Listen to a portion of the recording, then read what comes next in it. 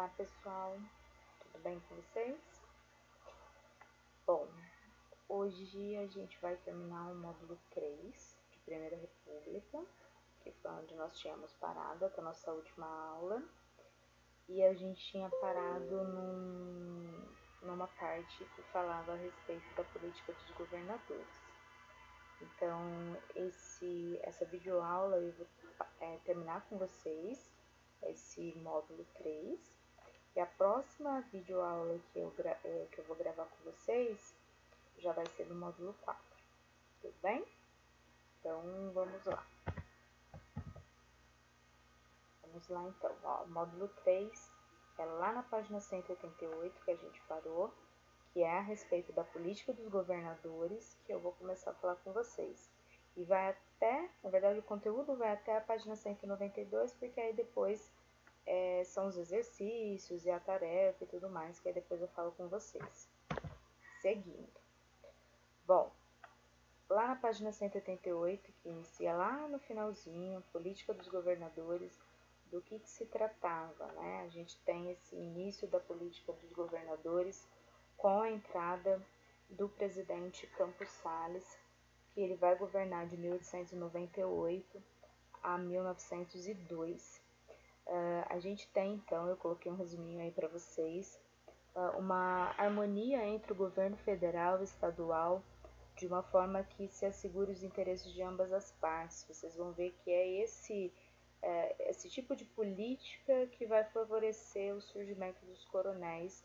Na verdade, o coronel é uma figura que já existia no Brasil desde o século XIX, mas que vai ganhar uma força política muito grande aí no início do século XX.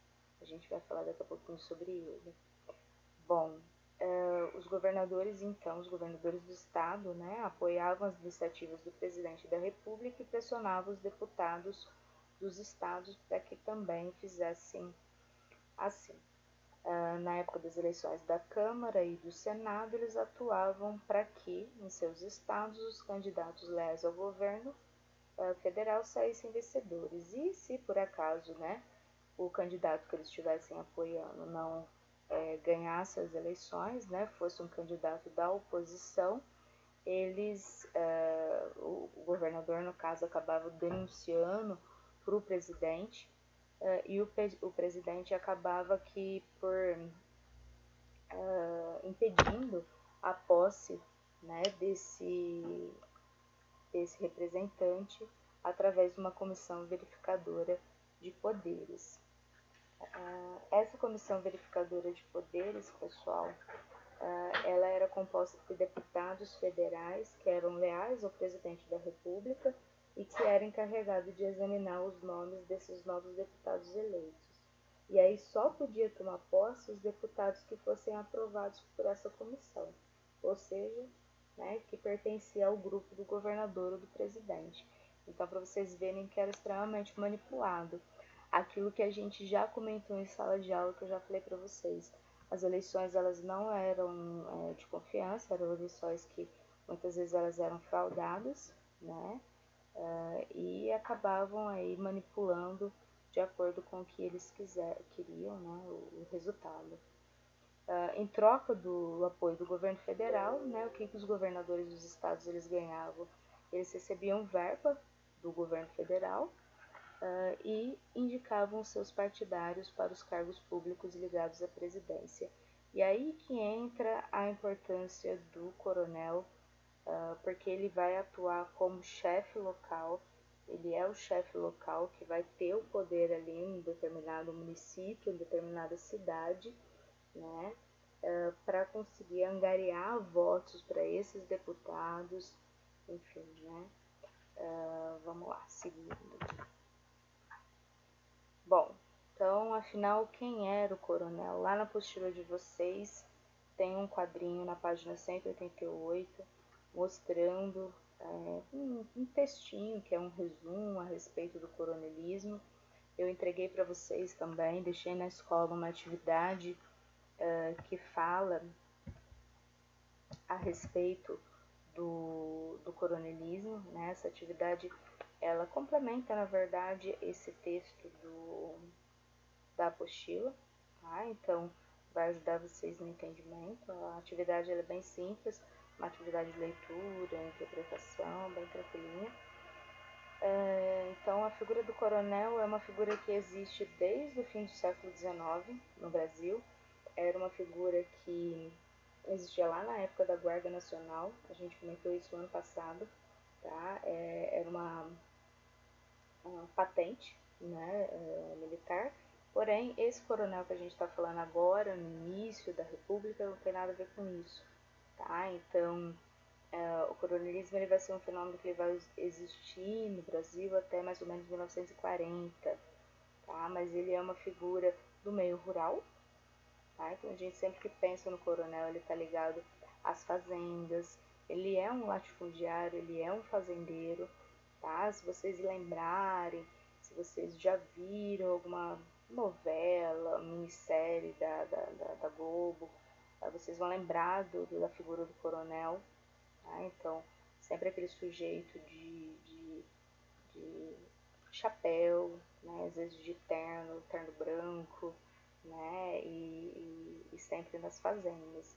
Ele é um sujeito que ele tem muito poder, né? Porque ele sempre tem os seus subalternos, sempre tem os seus empregados ao redor dele, né? E muitas vezes o fato dele ter a terra já indica esse poder, porque muitas vezes ele não tinha o dinheiro, ele não era tão rico, né? O poder aquisitivo dele, né? Nem era de verdade, mas o fato de ter a terra indicava que ele era um sujeito poderoso. E para essas pessoas que viviam ali na sua fazenda, seus empregados, né, já o viam como uma pessoa poderosa e rica, né, porque elas não tinham nada. Então eram pessoas miseráveis, né, simplesmente. E como que o coronel ele atuava, né? Como que era a relação do coronel com seus apadrinhados, tá? Então, isso só era, né,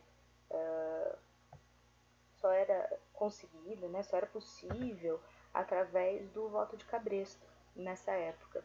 A gente comentou isso já em sala, tá? Já falei com vocês a respeito disso, né? Mencionei. Vocês lembram que até antes da Constituição de 1891 o voto era aberto, né? Nessa época, o que vai acontecer? O coronel ele vai entre ali os seus subordinados, os seus empregados, ele vai angariar voto, né? Então ele vai dizer para o sujeito, você tem que votar no fulano de tal, que é o deputado que ele estava apoiando, né? Então chegava lá na época da eleição, ele, sei lá, né, para agradar o sujeito, ele comprava um par de sapatos, vestia o sujeito, né? E ia até, né, o local da votação com o sujeito, via em quem ele estava votando, né? Por isso cabresto, né? Então era ali na base de estar observando realmente em quem ele estava votando. E através de ameaça, obviamente, né? Então o sujeito ele estava votando porque ele tinha medo, né? Porque ele tinha medo, porque ele não tinha para onde correr, né? Não tinha para onde ir, né? Então o coronel ele é quem está dando a comida, é quem está dando o emprego, é quem está ameaçando também. Então é o uso da força, né? E do poder que o coronel vai ter, tá? Então eu coloquei para vocês também no slide, né? Que são as trocas de favores, o mandonismo. E essa troca de favor é aquele, né? Ó, eu faço algo para você e depois, né, tenho isso em troca, né? Então, é o que a gente vê na política de governadores, né? Então, o coronel ele conseguia angariar votos para os deputados e, obviamente, o deputado ia ser eleito e aí, o que o coronel quer? Então, era um cargo para um filho dele, né, em alguma esfera pública, né, enfim, né, esse tipo de troca de favor que não morreu. Né, a gente vê que isso é algo que ainda existe. Então a gente pensa, o coronelismo é um fenômeno que não existe, mas e as práticas que existiam dentro do coronelismo, elas existem ainda? Né, esse mandonismo, né, essa troca de favor, e aí? Né, elas existem ou não? Já acabaram? tá? Vamos lá, seguindo. Algo que a gente também já mencionou, né?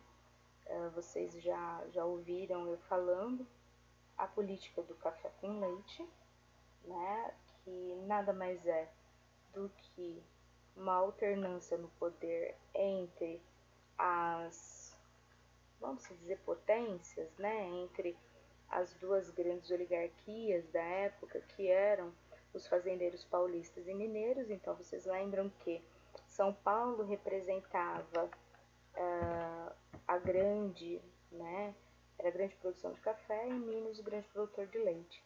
Tá? Então, sempre eram representantes, né, presidentes e representantes de São Paulo, né, paulistas e representantes de Minas. Tá? Mas isso não quer dizer que era um revezamento automático. Né? Então, 4 anos, 5 anos que fosse de um presidente paulista e logo ia ser um presidente mineiro em seguida. Né? Isso não quer dizer, né, que a coisa era desse jeito. Tá? Seguindo.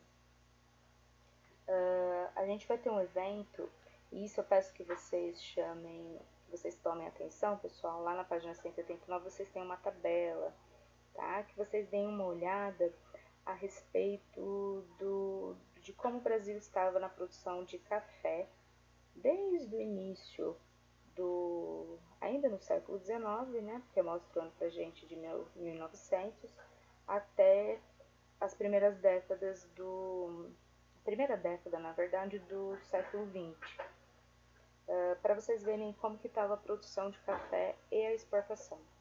Tá? E vocês vão ver que há uma redução na exportação do café e esse é o problema que a gente vai comentar. Tá? Então, o que acontece? O preço do café começa a cair, o país começa a exportar menos do que era produzido, ou seja, aqui a produção ela continuava, mas não estava se exportando café.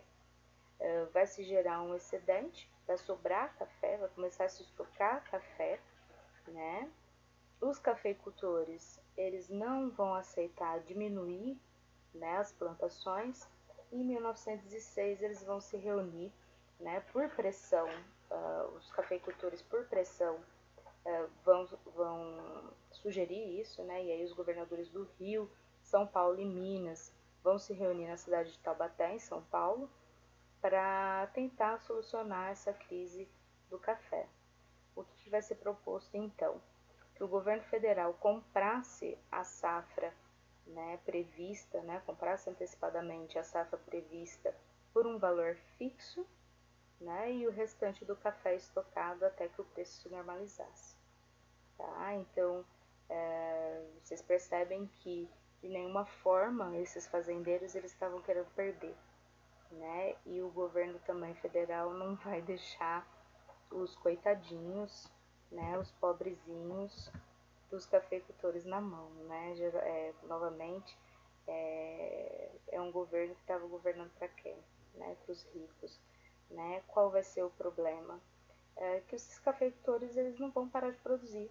Então, assim, como havia a garantia do governo federal de comprar o café, eles não se preocupam nem um pouco em parar a produção. Então continuam produzindo, né, normalmente, porque tinha um comprador, que era o próprio governo. Né? Então o governo continua produzindo e aí que vai gerar graves problemas para o Brasil, graves problemas para o governo, que é um déficit muito grande. Né? E é isso. Pessoal, do mais que eu tenho para falar para vocês, nós temos uma atividade na página 191, que é para terminar esse módulo, e o em casa, que aí eu vou pedir para vocês fazerem, que eu rumo ao ensino médio também na página 193 até 195, que vocês podem fazer, ok? Se tiver alguma dúvida a respeito desse término desse módulo, tá? Mas é bem simples, ou a respeito também da atividade que eu passei sobre o coronelismo, vocês me perguntem, me mandem lá no grupo, e aí eu respondo para vocês. Tudo bem? Abraços para todos, até mais.